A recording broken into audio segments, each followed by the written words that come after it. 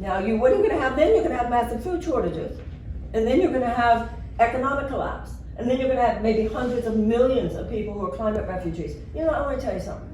I grew up in a home. I have family members who were involved in the Holocaust. And the big question among Jews for years has been, how did they let it happen? How did they let it happen? All the signs were there. It was happening. Hitler said back in the 30s what he was going to do. How did people not do anything? What are we doing? And yet all these things can be fixed. All of these things. You have here in Iowa, gosh, we talk about the corporatization of agriculture. You also have the great geniuses who know how to do regenerative agriculture and sustainable agriculture. Bad public policy got us into this mess, and good public policy can get us out. In every single area, with the children, we have the social workers, we have the teachers, we have the early childhood experts, we have the mental health counselors. In environmental issues, we have all the environmental geniuses and best practices that we need. We're Americans. We can fix anything, but we have a political establishment that's like a doctor not really telling you what the tests are saying. Because it's like the doctor is afraid that that'll depress you and then you won't vote for them. Come back to the doctor. That's what's happening here. We're acting like children, that they're the adults, but you know what? I gotta tell you, they're the children and we need to be the adults. And I'm not talking about individuals because, once again, this is not about individuals. But it is about something very, very off course in this country. We're off our moral compass. We're not treating the earth with reverence. We're not treating each other with reverence. We're not treating this precious planet and our future and our grandchildren with reverence. We're not treating other nations with reverence. $360 billion for an arms sale to that murderous dictator in Saudi Arabia, and for a $360 billion arms sale to him, we are participating right now in a genocidal war. We're giving aerial support to a genocidal war. In Yemen, right now, that Saudi Arabia is prosecuting, tens of thousands of people have starved, including children. Now, worse even than that we're doing it, is that we're not discussing it. Now in Congress, and there was an effort, bipartisan effort led by Bernie Sanders, to stop this, and Trump overrode the veto. But you don't see it on the news much. You know, they might have mentioned it, and that's as true of MSNBC and CNN as it is true of Fox. Let's not kid ourselves. Now, many of us in this room are old enough to remember. Some of you are not old enough to remember. There was a time when it wasn't like this. I'm not romanticizing or glamorizing or whitewashing American society before the 1980s, but I think it's fair to say, and you'll tell me if you think I'm wrong, I think before the 80s, not that America always got it right, but there was a sense we were supposed to try. We were supposed to try to do the good way. I remember during the Vietnam War, there was that thing called the My Lai massacre, remember? And it was Americans who massacred these people in this Vietnamese village. The whole country was just our heads were in shame. It wasn't that America is such a great country that didn't happen, but America was a great enough country that we knew to be ashamed.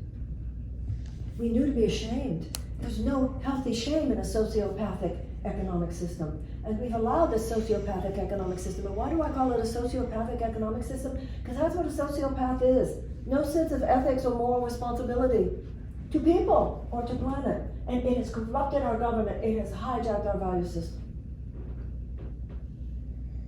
Only we can stop this.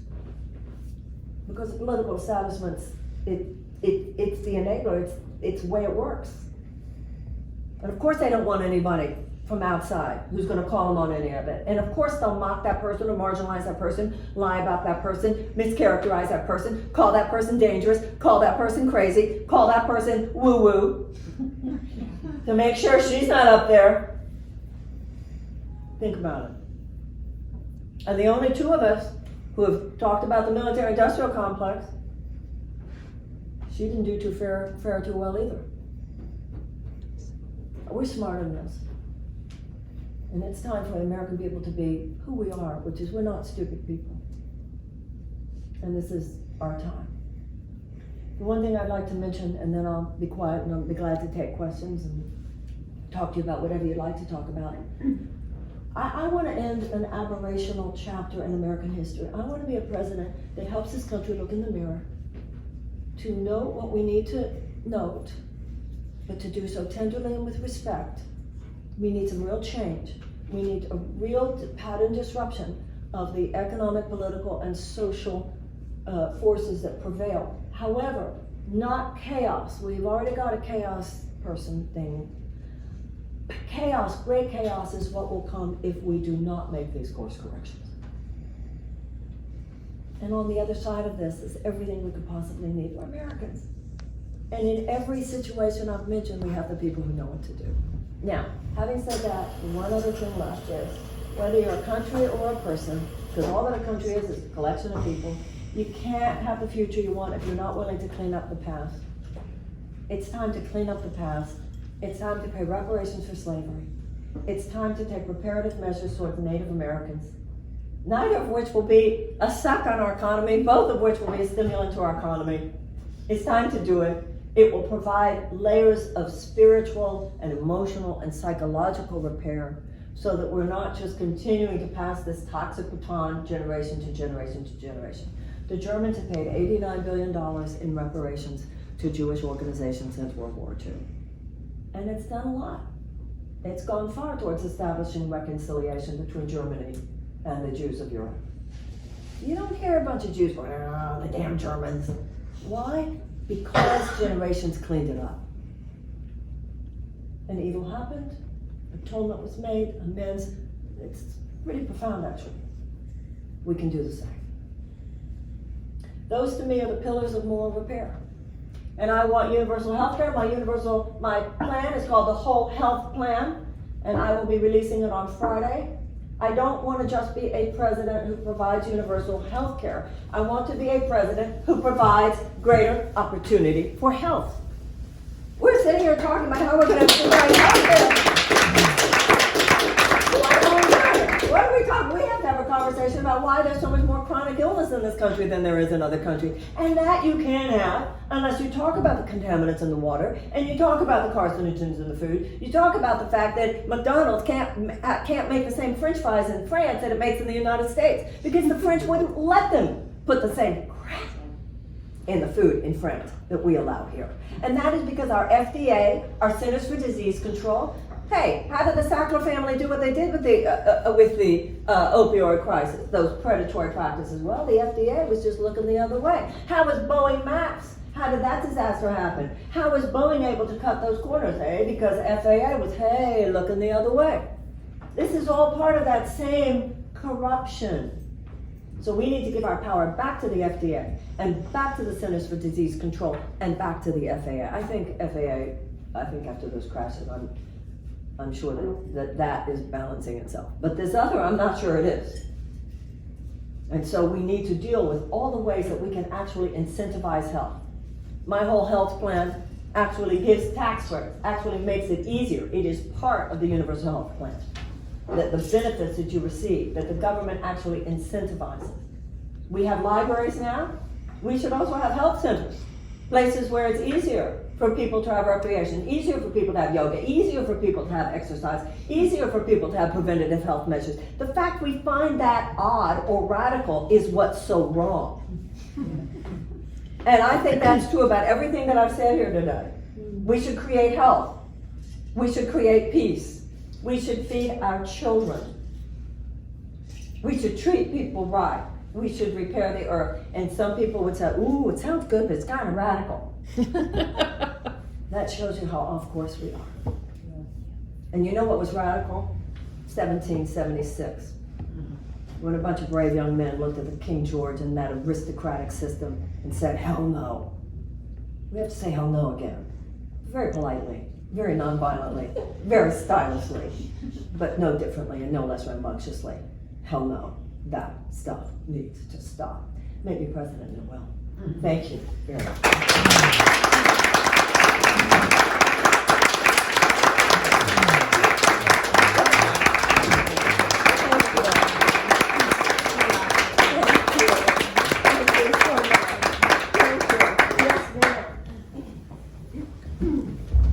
Ms. Williamson, thank you for coming today. I apologize, I have a cold. But one of the things I'm really interested in is you said so passionately all the things we need to do for children, but you have not mentioned what's going on at our southern border, where children are torn away from their families, incarcerated in cages, deprived of that emotional development, that attachment, and this long-term stress and trauma. These children don't have a chance of being normal. We've got to stop that. I could not agree with you more. You know, my father was an immigration lawyer, and my brother is an immigration lawyer, and I have traveled down to Florida. I have been to the homestead, and you're absolutely correct. And when I'm president, we will hold accountable. If you forcibly remove a child from their parents, that's called kidnapping. And if your government does it, it's not kidnapping. It's still a crime. It's called state-sponsored crime. And those who and the Nuremberg trials theoretically fixed all that. The fact that your government told you to do it doesn't mean right. you shouldn't have not done it. That's kidnapping. And also only the most bogus reasons. You know, I was asking someone who was supporting that policy, talking about how awful it was, and this person said to me, well, you know, some of those kids are coming in with people who are sex trafficking them. And so we have to separate the children. Well, the truth of the matter is we do have agents down there who are professionals in figuring out, are you really the child of that person? And they have to be together to do that investigation. They have to have the adult with the child to say, when's her birthday? Does she have any birthmarks? How long has your uncle been living with you, honey? They don't separate the kids in order to, they have them together in this situation. The people who perpetrated this should be held accountable to the full extent of the law. I could not agree with you more, ma'am. And I also believe in terms of the entire immigration situation. Remember what I said a couple minutes ago, we need to end an aberrational chapter. Before 1973, if you were undocumented, all you had to do was walk down to the registration office. Ronald Reagan gave 8 million people amnesty. You know what we should do the same? Yeah. If you have not committed a crime and transgressed against a citizen of the United States, and most of these people, you know, have worked, they've paid taxes. Now remember, they're not getting the benefits of these taxes, at least not in Social Security. They have worked, and statistically, immigrants do much more to contribute to the United States than the United States does to contribute to the immigrant. Mm-hmm. All 4 of my grandparents came here from Russia, escaping persecution to Ellis Island. Unless you're black and you're the descendant of a slave, or you're a Native American and descendant of people who were here for thousands of years before the Europeans got here, who do we think we are? And seeking asylum in 1988, it was made a statutory right. It's not a crime. And this president, as we know, he purposely closed those points of entry. When the president first started saying there was a crisis, there was not even a crisis. There was just immigration. Now there is a crisis. It has to do with El Salvador and Honduras and Guatemala, and even there. You might have heard me mention in that first debate when I said to some of my fellow candidates, I don't remember you guys saying anything about American foreign policy in Latin America. A couple of them jumped. Ooh, called us out on that. Yeah, Americans should be. So I understand, ma'am. Now, in terms of the children, I will just say this. I don't in any way minimize what you're talking about. I agree with you 100%. And this is not a but. There is in the whole realm of aid talk something that they call the difference between the screaming emergency and the silent emergency. Those children at Homestead are a screaming emergency, and I couldn't agree with you more. But there are millions of American children that were here before, are here now, and they're not being talked about. The children I'm talking about will be just as traumatized. And many of them live in America's domestic war zones. The PTSD I was talking about, they might not be living in cages, but when you're living in a neighborhood where there's such a high statistical probability of either you or one of your brothers or one of your sisters or one of your little school friends being hit by a stray bullet, that's just as traumatizing. So there's not a contest between the two, but I believe that we need equal trauma. And I also believe this is something for American women too. This would not be happening if American women simply woke up. No, this should not, none of this should be happening to any American child. Thank you. Yeah. Yes, ma'am.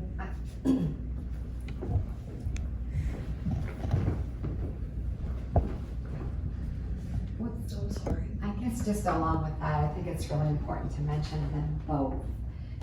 When you're talking Good, I will, about thank you. the children, because I just came from a presentation last night of these people that have come up in caravans, and there was an amazing artist who made luchador masks, and they told their stories with their masks on. And there's so much, I like what you said, there's so much history behind why this is happening in terms of Ronald Reagan and his policies in Central America. And because I've worked with this diverse group of people, I just feel, I completely agree with you. I'm also have been an educator in the public schools, that there are a lot of children who are not getting the attention that they need.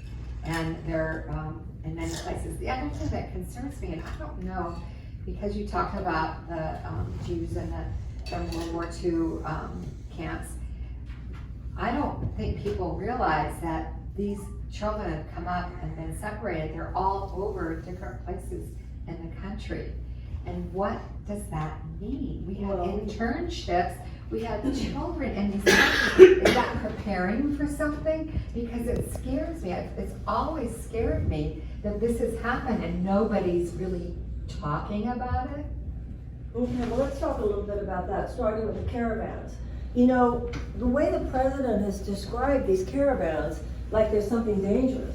If you have to cross a desert, then and all the dangers that would be involved there, of course you would assume that there was safety in numbers. So of course people would try to be traveling together. That's what the caravan phenomenon is. Secondly, we all know this. If these people had simply taken out a phone and taken a picture of this child with this parent, there's no way, even if they were making every effort in the world, there's no way that they would ever be able to put some of these children back with their parents. However, even in case there is a statute or a regulation that says they have to try, and we actually know, I was reading about this the other day, that there have been cases where they have been notified that the child has been placed with some foster parent, and there was a notification, hey, we think we might know the town in Guatemala or whatever, where the parent is, and the information has been ignored. And the places where these children are being sent, a lot of them are Christian. Yeah. You know, it's really time for us to stop pretending. You know, because I'll tell you something. You just said a minute ago, nobody's talking about it. We should be talking about it. When you say nobody's talking about it, it means the mainstream corporate media is not talking about it. But we do know. And the political establishment isn't talking about it. But we do, and we must. So thank you for mentioning that I should mention it, and obviously you're having mentioned it, you see that I certainly have the information and the passion that you would wish. Yes, ma'am. When this first started, I sent messages to both Joni Ernst and Chuck Grassley about perpetration of child abuse on our southern border, and I got absolutely nothing back. I'm not surprised.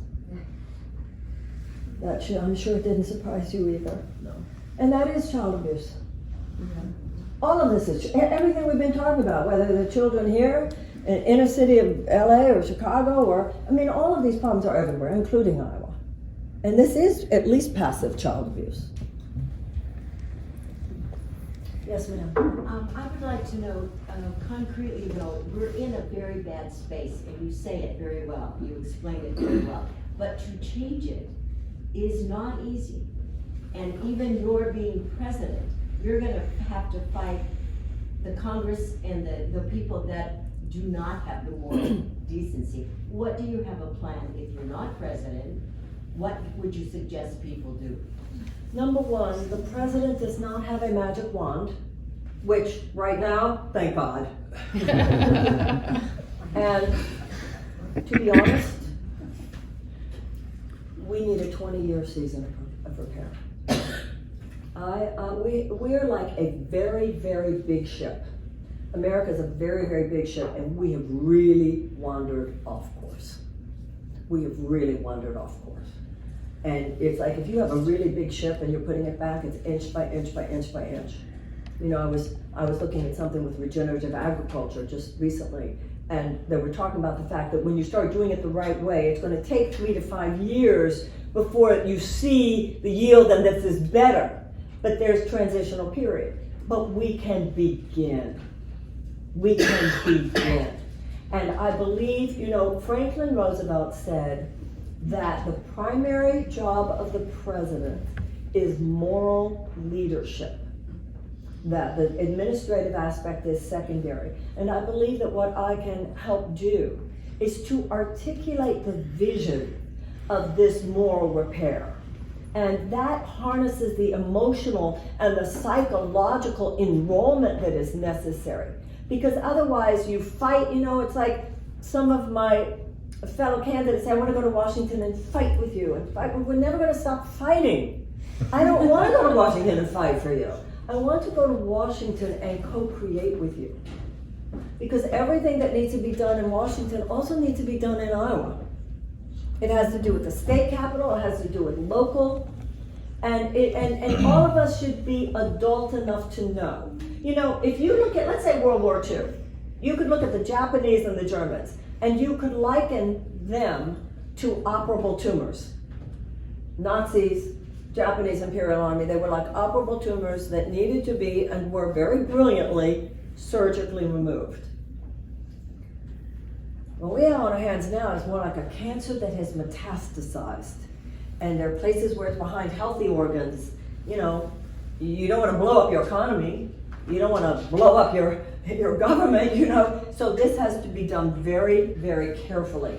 And what's so important, and what you're saying is true also, who knows who this next president is going to be dealing with in terms of the Senate. I don't think we should assume it's Mitch McConnell.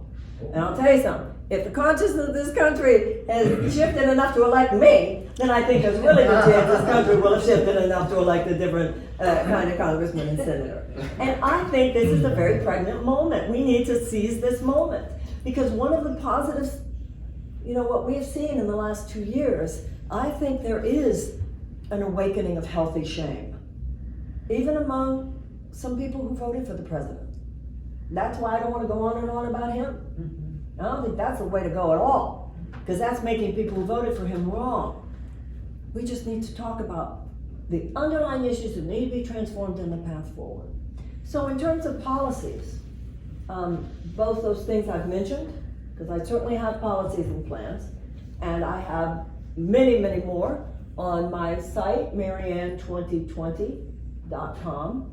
So on the level of policies, like I said, man, bad public policies got us here, good public policies will change us. In terms of working with a Republican Congress, governance is an art form and not just a science, but I will tell you this, I will not be timid with the use of executive power. I think we should all remember, Barack Obama had a Democratic Senate and House for 2 years. Yeah. Where did that get us? Pardon? Yeah, I mean, but I don't know. But he also had a train wreck for the economy that he had to fix.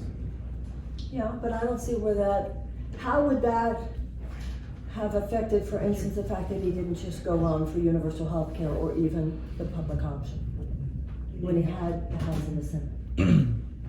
Because the health insurance company said, we'll let you go this far and this, no further. And that's a Democrat. So it's going to take more than just electing a Democrat. Yes, sir. So as we work to surgically remove this corruption from the corporatocracy, where does the power that the American people have lie? What are our strengths? What are the tools that we have to throw off the yoke of the corruption? Besides voting. Yeah. Well, you say besides voting, but that's a big one. I believe that we, the American people, you have employees. Do you only look at their work every 2 years or every 4 years?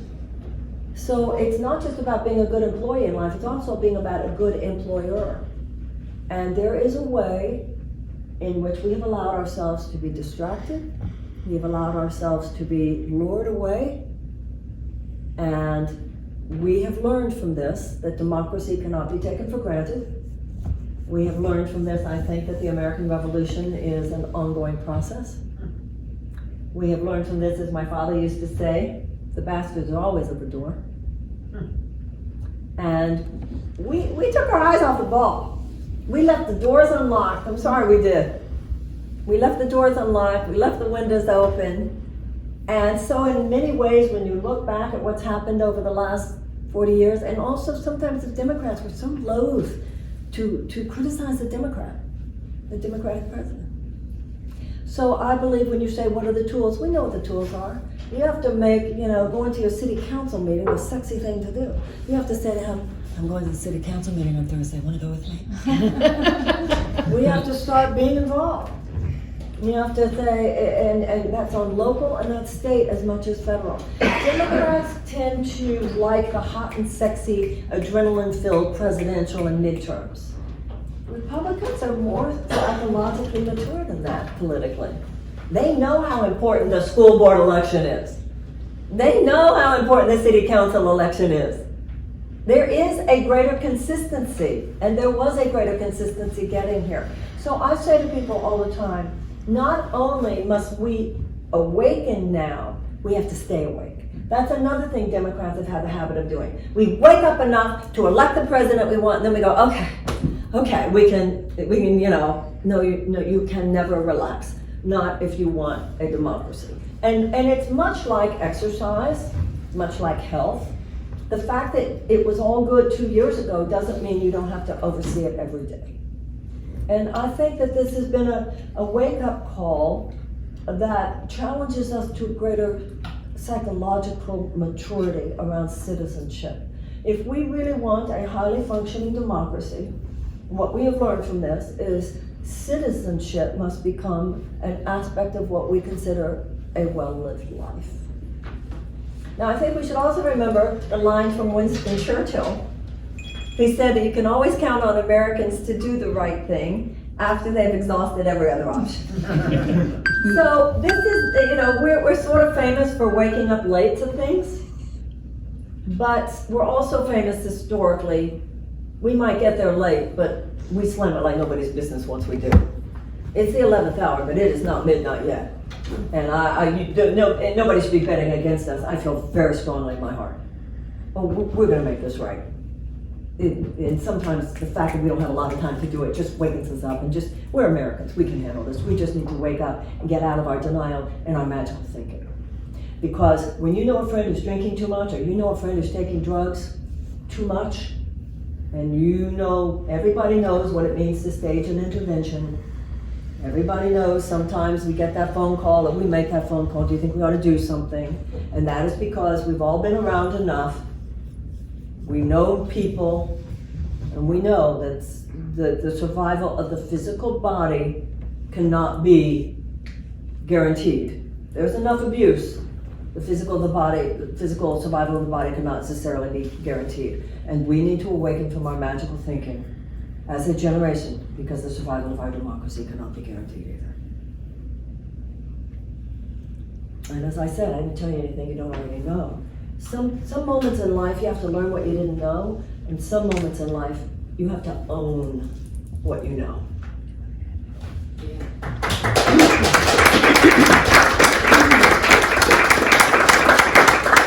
Anybody else? I just want to thank you so much for giving me this opportunity to be here. I hope that all of you, I will be speaking tomorrow night in Des Moines. I will be speaking tonight here in Fairfield. You want to come up here? And, Sure. Julia, and tell I'm so grateful to you for giving me this opportunity to share with you my views. Thank you so much. We will be speaking, and Marianne will be speaking tonight at 7:30 at the HFI lab in Fairfield, and then also at Revelations Cafe in Fairfield at 10:30 tomorrow morning. So if you have any friends or you want to come back down and bring a friend and listen to her, that would be wonderful. And then we're speaking in Des Moines tomorrow night. So thank you so much for coming. And there are cards back there that give you the information of where I'll be. And we, I'm sorry.